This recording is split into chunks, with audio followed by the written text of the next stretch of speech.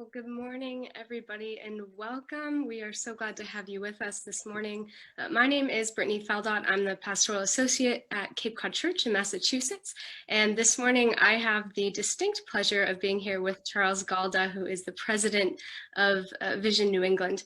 And if you're not familiar with VNE, Vision New England is a ministry that connects leaders and the wider church across New England with online events and digital tools and resources like this one that we have here this morning, with the hope of helping connect leaders and develop relationships and accelerate evangelism and to do justice across the New England region. So I am very excited to be here this morning for this conversation where we are talking about working from home, because we're kind of all living in an unusual season right now due to the impacts of COVID-19.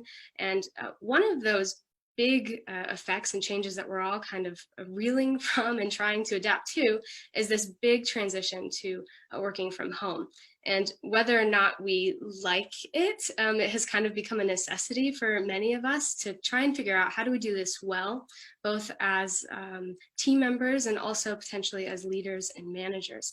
So Charles is going to talk to us a little bit this morning. We're going to kind of get to converse on this topic. And we thought a good starting point would just to be to kind of touch on why Vision New England in particular would want to talk about working from home, because we know the primary goal of VNE is to accelerate evangelism.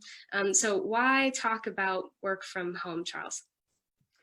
Thanks, Brittany. Thanks for hosting today, and thank you for serving as a director of Vision New England as well. We really appreciate your service there and your leadership.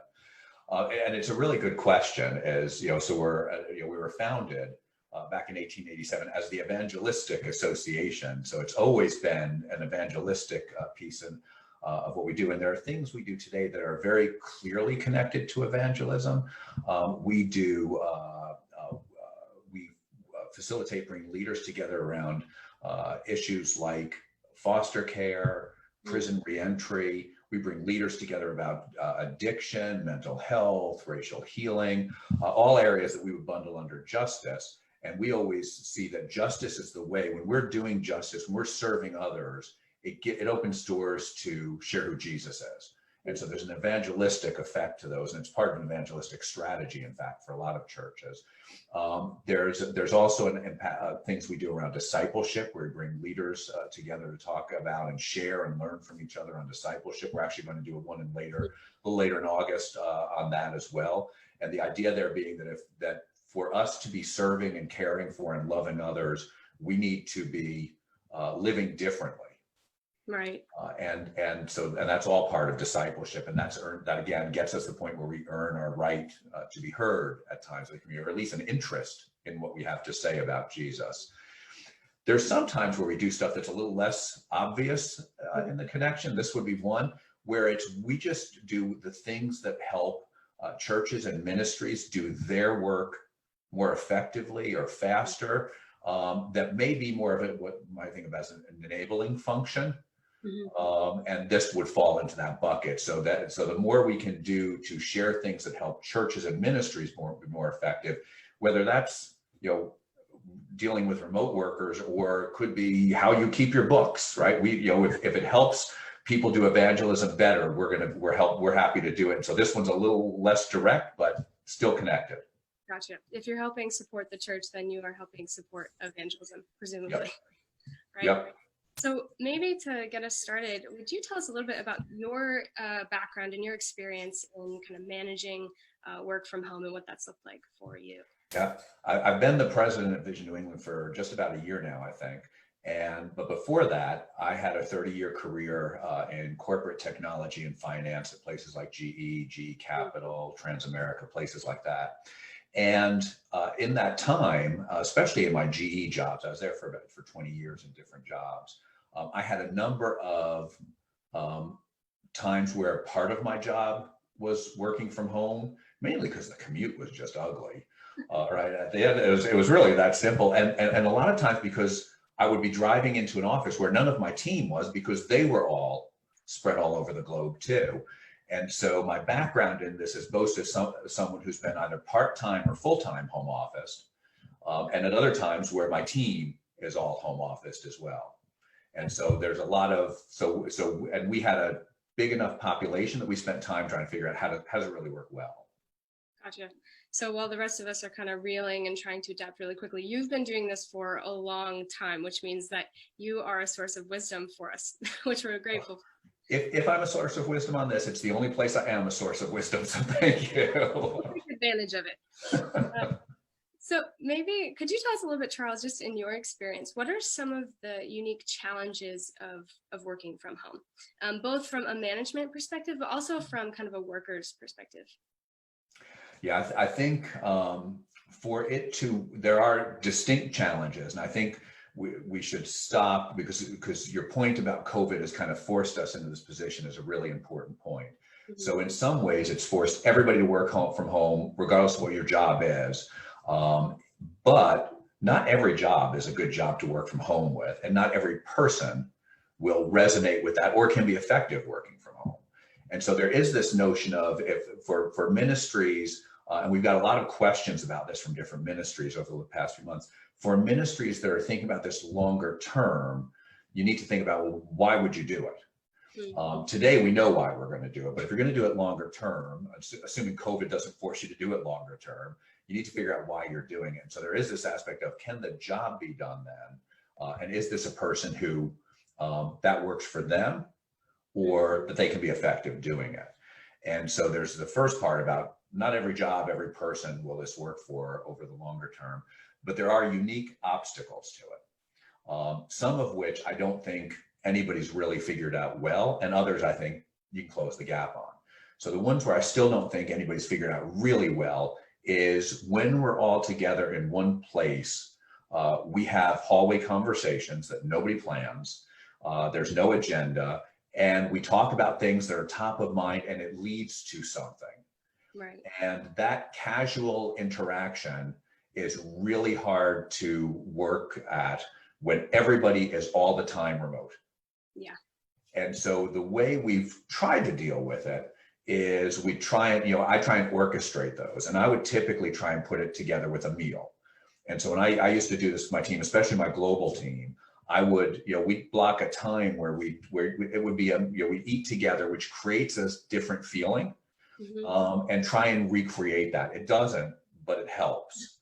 Yeah. And so we're at the end of a meeting, let's stop and just talk for a little while. Again, it's not the same thing, but it tries to help. So as a leader, as a manager, there are some of these things that that you have to accept there is a trade-off. Yeah. Now, in a ministry context, if your folks aren't located too far away, sometimes that can be, well, we're all going to come into the office on Tuesday from now on, right? So you can start to, post-COVID, you can start to solve for some of that in ways you can't do as well today. And that if they're global, you just can't. Yeah. Or bringing them together for offsites, right? Spending time together. That's what we would try and do too, especially with the global folks. There's some of that intangible kind of conversation and creation and collaboration that happens just naturally when you're together that maybe you have to put in the extra energy for at this point. Yeah, for sure. And except it won't be the same. Yeah. Right. We would find that as you managed workers, you needed to think about those people a little bit differently, and structure work and how you measure things differently. And so it becomes a lot of managers will manage by, I see you there, you're working, and I hear and see good things. Right. And beyond that, and that may be the sole way I measure somebody. We would find it became really important to sit down and agree on what I would call deliverables. What do I get? What's the outcome of this event, right? If we were, if there's a youth event, for example, now I'm going to focus way less on the process to the extent I ever did of how you got to it. And I'm going to see, assuming I go to it, I'm going to see the youth event. Now, if I don't go to it, you've still got to figure out, so what's the deliverable? How do you measure the quality of the deliverable you get out of it? And so that becomes less process driven. Not that we don't care about process, but you've got to define what's that deliverable, and let's talk about that first. Okay. And let's negotiate the timing of it.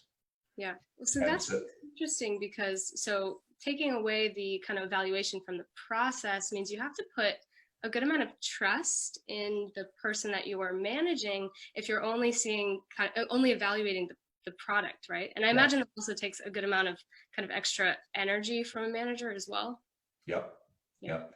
And putting some real thought into it, because if we go back to that youth one example, if all I measure a person on is they're going to do 6 youth events this year, Yeah. and they do 6 youth events this year, I don't have any idea of what really happened at it, the quality of it, whether there was some real discipling going on there, some growth, or right. So you need to start to really think more about what is it you want to see happen, to figure out what those things are that you're going to measure and deliver. And that now means that we're going to negotiate on those things. Because if I just say, hey, Brittany, here's, you got to do these 8 things. Here's what your deliverables are for the year. It's not going to feel good to you. And if I'm unrealistic in it, right, you're set up to fail from the get-go. Right. And so now you get into a negotiation of, and I always start with, what do you want to, you tell me first what you want to do, and now let's negotiate that. And now for that to be a real valid negotiation, and I don't mean like a contractual negotiation, but there's a give and a take. For that to be valid, I actually need to understand what it takes to do your job.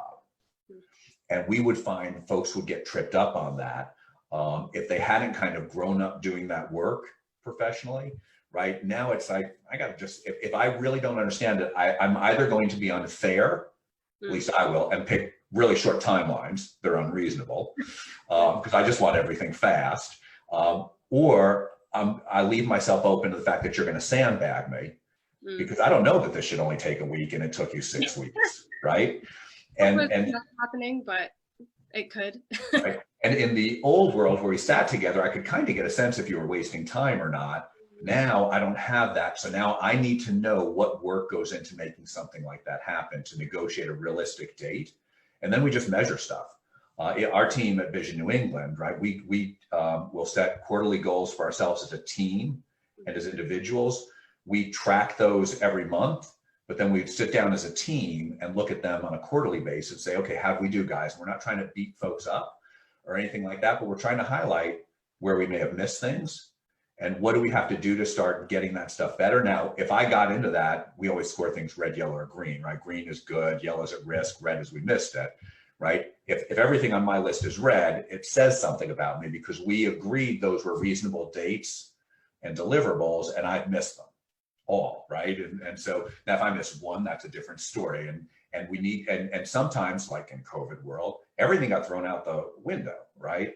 And so you need to be able to have those real-time conversations, and that becomes an important skill set for the employee, where they need to, it is now incumbent upon me as the work-at-home person to manage up. Right. And so it's, I can't just assume my manager knows that today something happened, I don't know why I want to keep picking on youth workers, I apologize, but where something happened at the school today, and I wound up having to spend today with, in 8 different Zooms, phone calls, one-on-one meetings with young people that really just threw my whole plan out of the water, right? Or maybe that even took up all week. And so I need to be more proactively sharing where things are getting bottlenecked and raising those issues for folks because it may be starting to shift my dates and timelines, and nobody likes to find that out after it's too late to do anything about it. Right. So intentional communication, both on the management side, but also on the kind of managed side. Yeah. And just needing that in this season where you're not naturally seeing one another. And that's really interesting because I think even for people who have been working together for a long time and maybe do know each other's processes really intimately, this season is going to change those processes, particularly if you're working from home. Your expectations for productivity, your productivity is just going to look different if you're working from home because everything's kind of thrown into chaos. And even just the goals that you set and the wins that you expect are going to look different. We've talked about that a lot here because a lot of our staff members are finding that they're in different roles, that the things that they used to do, they can no longer do. So they're having to innovate and fill new spaces. Productivity at home looks entirely different. And that doesn't mean that we decrease the standard. It just means that we're reevaluating and not expecting it to look exactly the same way that it used to look. So having those conversations about, okay, what is the goal here? How are we measuring that? What's the timeline look like now? Is really important for everyone because it's different in this season. And it's a good point, because you may have been tasking one of my peers with a set of things they're used to doing. Yeah.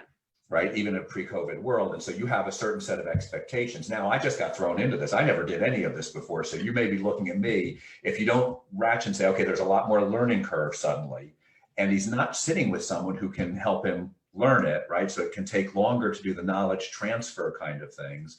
I think it's a really good point. So can you tell us a little bit on the team building aspect of things? What's been your experience on what works for team building when you are working from home, when people are separated? Yeah. So we use, even before this, we used Zoom or an equivalent because there's something different about video than there is on phone. As exhausting as Zoom can be, it's, especially if you're on it all day, there's an aspect of it that is still better than telephone conversation.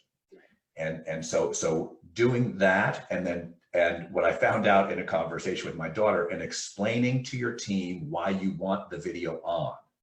Oh, okay. And so what I'm picking up from this is, so introverts are happy to get on Zoom, or at least some, but they want the video off. Yeah.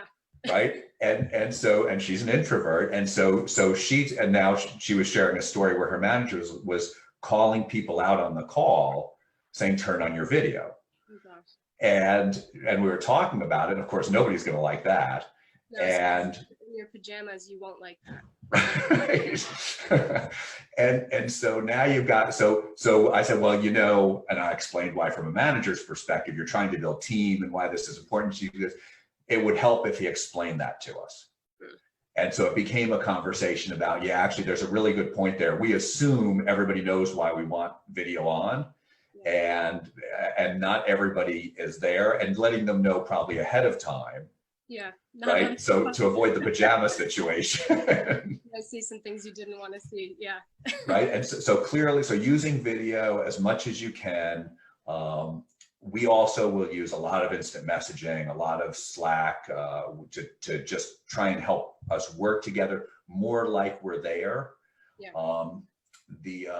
We also try, when COVID would have allowed us to, we're normally from New Hampshire to Connecticut with our employees. Yeah. So we can't physically be together and on a normal basis, but we would plan once a month, we're going to do our staff meeting in person, and we meet at Panera. Partway between. Now, we haven't done that since February.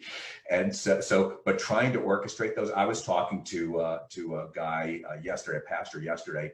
He does his staff meetings outside, because right now you couldn't all get together inside. So they're doing it outside, which gives you a physical touch point even during COVID.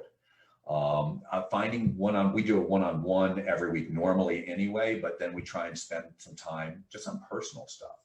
Yeah. Just connecting with each other, finding some things that are fun. You and I were talking yesterday about, we would have somebody on our team designated with, let's figure something out fun. And that's how we did one of these step things where everybody counted everybody's steps, and we found out I barely moved during the day. Okay, competition, yeah. Right. And so doing something that's just a little bit distracting, a little bit fun.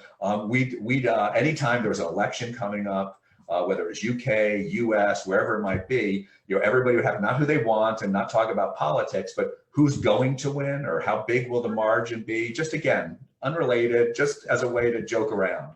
Sounds like a really competitive staff team. You guys bond over competition is what I'm hearing. Well, that's I understand a couple of things. I understand, you're right. That's the environment. It's a generational thing too, maybe, as it's more competition is more important, rightly or wrongly.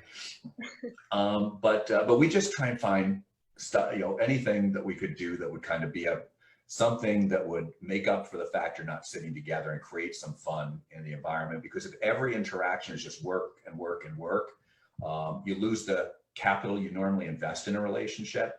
And so you're trying to figure out some ways to just do some fun things to offset that.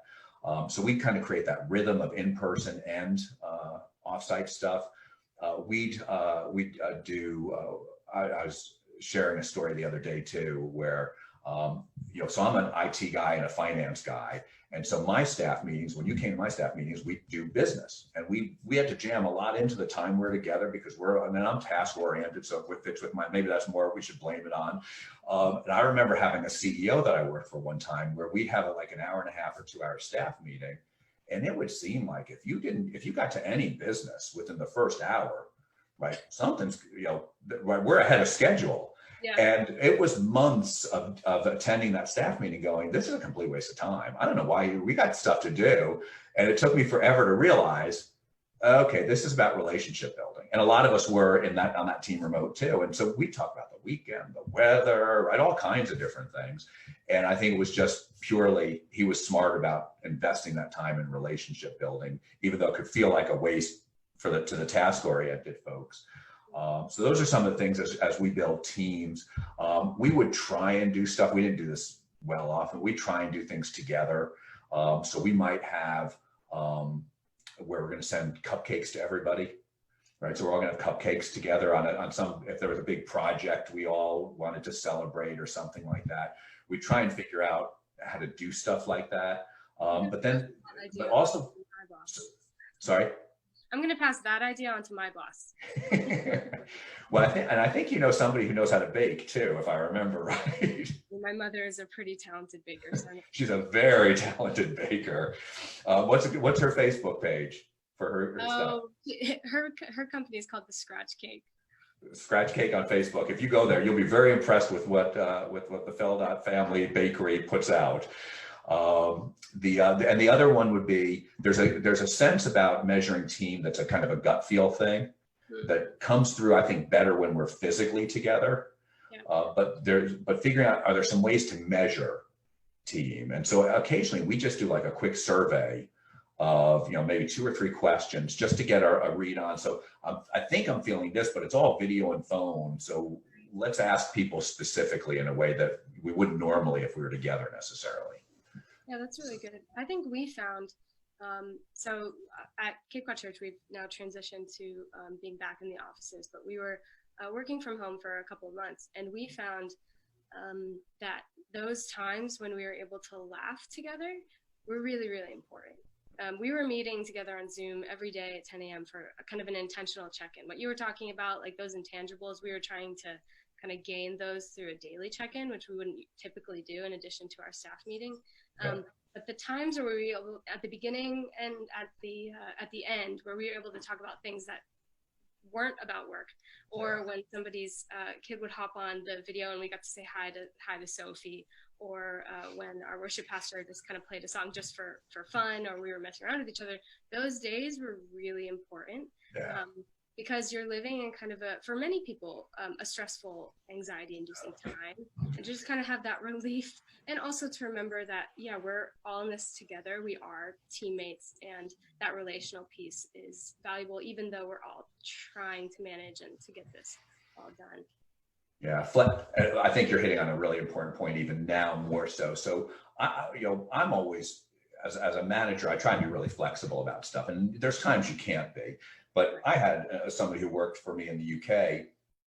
She had a young daughter, and so she'd want to go walk down to school and get her and then bring her home. So I kind of knew from 2 to 3, I didn't bother her, but I knew she was going to be working till 8 o'clock that night, right? And so the hours became less important. I think that's true in a COVID world, especially when your kids are at home, and you might have to, if you've got kids at home, you might have to be teaching them during the day. You might need to just get them out of the house at some point so they can run around. And it's a very common thing on our staff meeting. We have a married couple on our team, and they have 3 young kids. And it's not unusual at all for there to be a lot of background noise on it. And it doesn't bother me.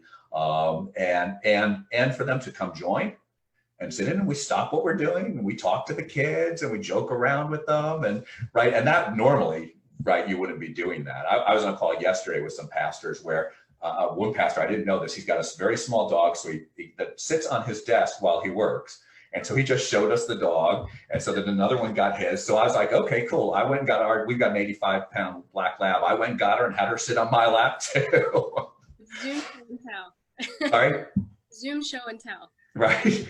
And so I think finding, and actually I'm just remembering, we did that on my old team before I left GE, where somebody had gotten a puppy and somebody else had, so we're like, okay, so next week everybody's bringing their pet to the staff meeting and we're just going to, so just goofy things like that, that still feels authentic to who you are, and right, is just, I think it's a great point. It's a bit of a reliever, and it's more necessary today probably than it ever was. Yeah.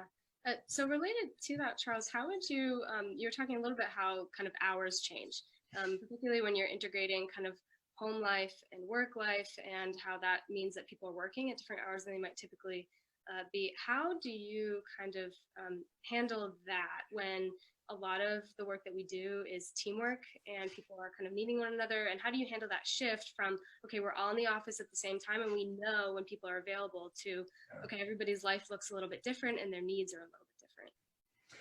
Yeah, and so I usually leave that to folks to figure out, because I don't know that there's a good top-down answer to something like that. And this maybe goes to a little bit, and this may be more challenging in some roles too, and hiring type A people makes that less of an issue. But if you have an organization that's just nothing but type A people, I don't, as type A as I am, I don't think I want to be in that organization.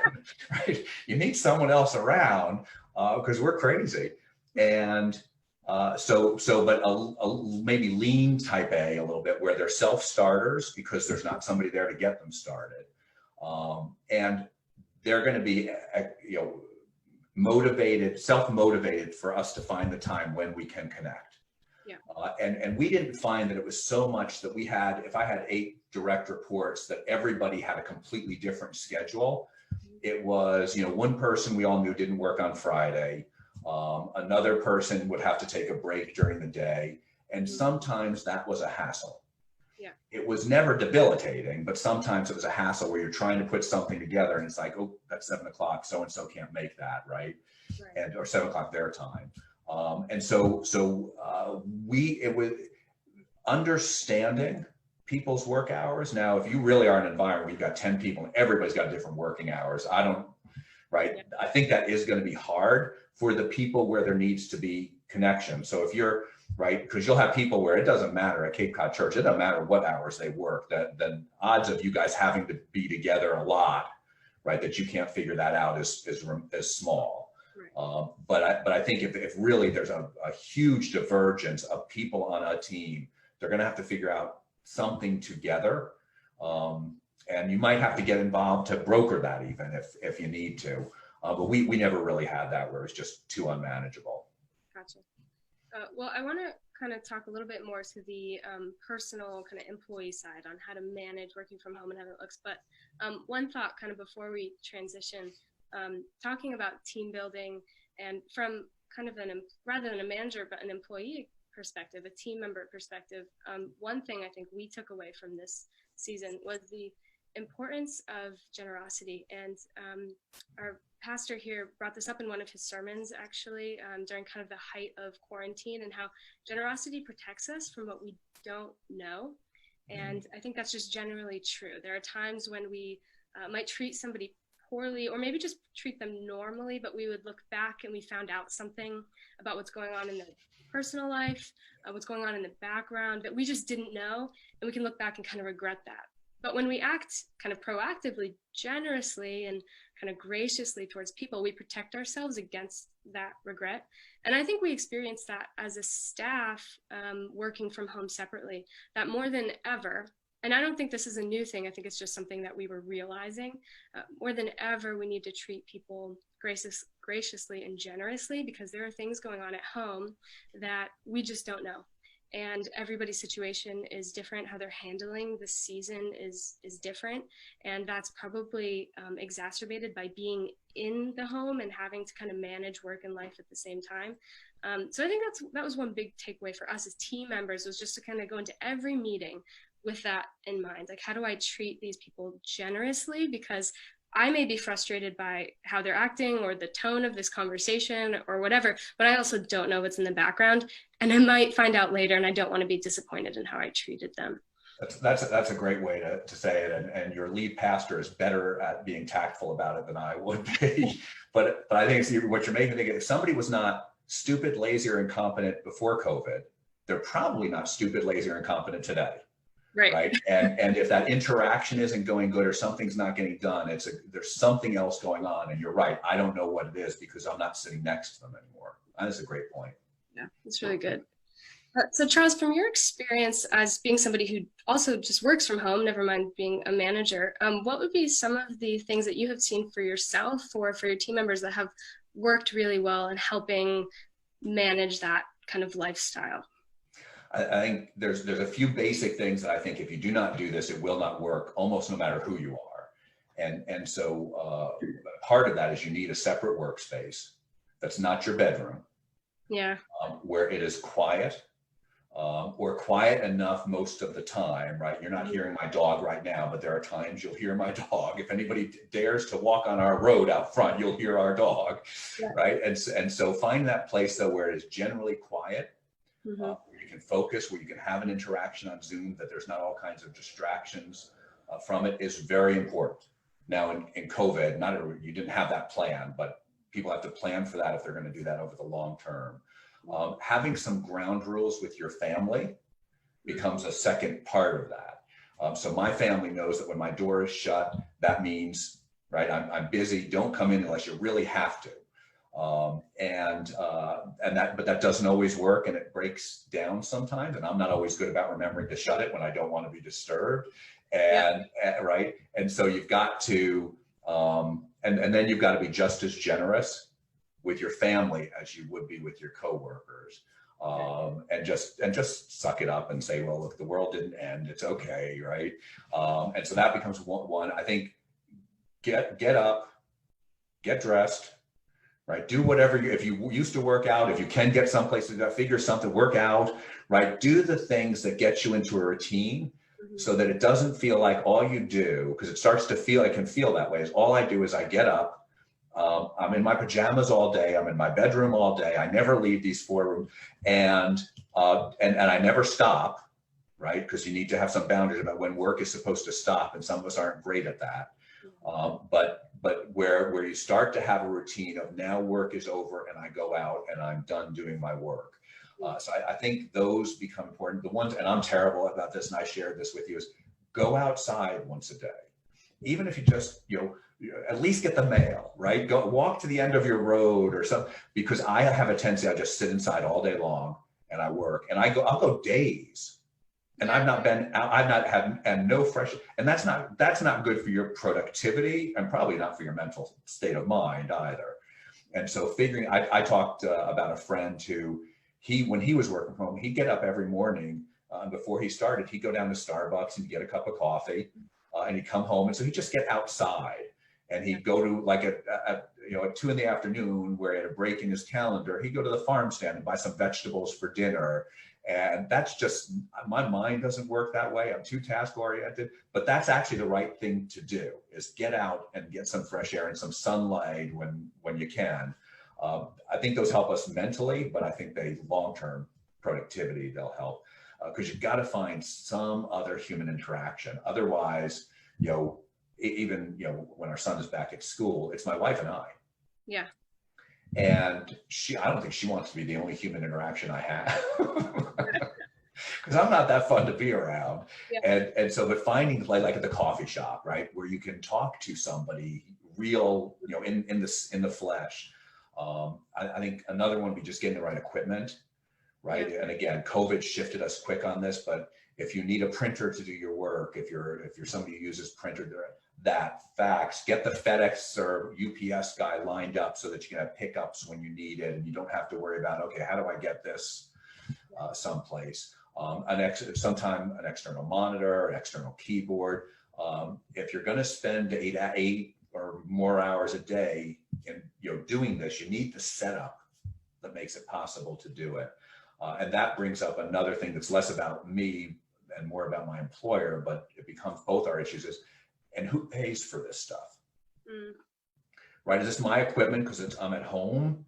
And some employers, before you start there, that's made clear, and going in. Yep. With COVID and other employers, it's not necessarily clear. And so we do tend to think about the stuff that, look, if this is a work-related expense, then it's ours. And in some states, there's laws about that. So you need to conform to that. In other cases, it's like, okay, so the toner in my printer, whose is that? And right, we split like 50-50, right? Now, I don't think for us personally, I don't think I ever print anything that's personal, but the idea of at least the agreement going in on how those kinds of costs will work, so that everybody's not guessing and then getting tripped up that, either there's variation between folks, or, some employees, can't afford to pay for my work supplies too, right? And it's not fair that they should. So those are some things I think of that become really important to the work setup. You've been doing it for a while now. What have you seen? Yeah, it's funny, as you were talking, I was thinking about kind of making that transition early on and what it looked like. And I spent part of the day reorganizing my bedroom space, because I didn't have the ability to have a separate space for office, but I needed it to look and feel different. So it was kind of a little bit more separated, a little bit more sunlight. And I spent a good chunk of time doing that, because I knew, okay, this feels like a waste. And I'm actually quite stressed right now because all of my usual productivity looks different, but I know that this actually is productive because it will help all the work that I do later. And then even like you were talking about getting dressed, one weirder thing that I did is every day I made sure I wore shoes. And that sounds like kind of funny, but it made me feel like, okay, this is normal. I can do everything I need to do today. And nobody's going to see the fact that I'm wearing shoes and that they match, but I know. And that was good for me. Our situation at my house is a little bit unique. So I'm back with my parents there. My sister, who lives in Brooklyn, moved back into our home with my parents as well. My sister, who's a college student, was back doing online university at home. And my brother, who's a high school student, was home also doing school online. So every room in the house that you can imagine was full with some kind of online conference call. So we did not really have a problem finding social interaction. It was a little bit more on the opposite side of things. Like, okay, how do I find space and how do we manage one another? And that's it comes with its own challenges, and that's okay. But I did have to be intentional about, as you were saying, taking those breaks, because I think I expected initially my productivity, my schedule, my routine to look the same, and it just didn't. And so when it came time, when I would usually take those kinds of breaks, like a walk outside or even just to chat with somebody, I didn't feel like I had earned them because my routine was different. But to realize, okay, productivity is going to look different these days, and actually, in order to be productive in my work, I really need to go and just take a walk. And it feels like a poor decision, but actually it's not, because it's helping me in my work and it's also helping myself. And I think I think for a lot of us, this season is kind of breaking down the illusion of control that we had. I love routine, and that's really secretly what that means, is I like to be in control. And this season is breaking that down, but that also gives us this great opportunity for creativity, because when we lean into and recognize, okay, I'm not in control, that means that I have to admit my weakness, like it says in 2 Corinthians 12:9. One of my favorite admissions by Paul, and he speaks about when God was communicating with him, and he says, God says, my grace is sufficient for you, for my power is made perfect in weakness. And Paul responds and says, therefore, I will boast all the more gladly about my weakness, about this kind of lack of control and this failure, because so that the power of God may rest upon me, the power of Christ may rest upon me. And whether or not we like it, we've all kind of been forced into that space of weakness and lack of control. And we can either try and fight that by trying to control it more, or we can kind of put up our hands a little bit and be like, okay, turns out I never had control. Now I'm realizing it. And God, will you please kind of come into this space and let your power work through me in this situation?